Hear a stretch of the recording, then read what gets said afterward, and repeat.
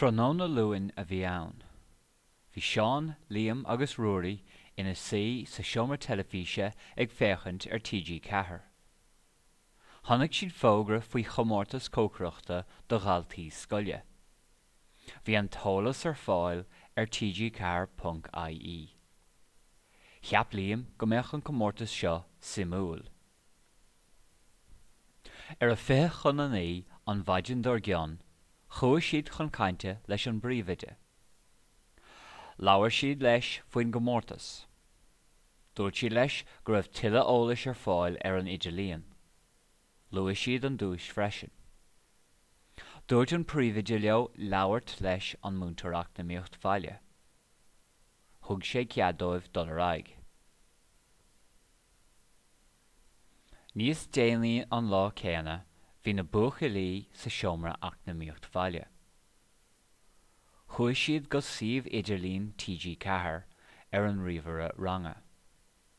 Léigh siad rialacha an Comórtas agus fuair siad amach conas choristeach ar an Comórtas.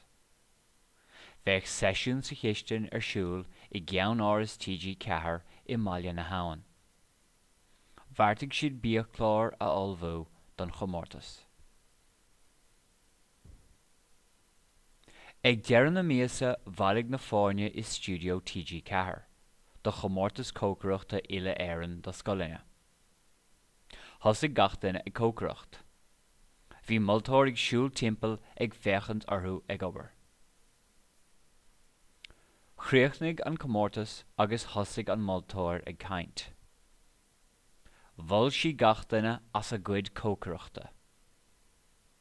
Dúirt sí go ndearna gach duine an-iarracht bheith ag cócaireacht trí ghaeilge.